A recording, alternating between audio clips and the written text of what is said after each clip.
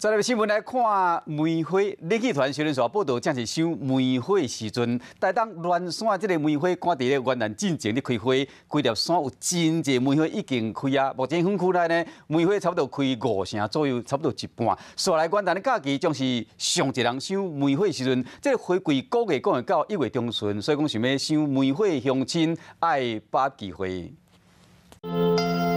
一看过，规个山顶拢是白色的梅花，到那时候白雪看起来同款。伫日头下骹有几啊蕊梅花拢开花啊，毋但看起来真水，园区内底嘛有梅花芳。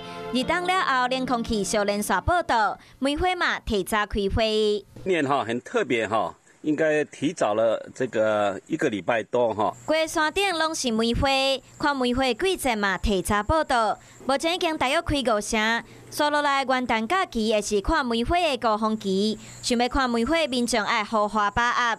来到台东，除了有雪白美景，还有一片蓝色的大海。台湾最美的2分钟的公路。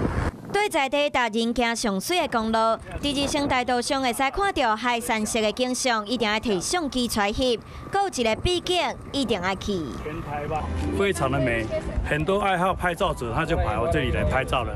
花园海湾加上天空之镜，变作热门翕相拍卡景点。来到台东，每一个所在拢有美景。假期还未开花，民众会使好好来考虑一下。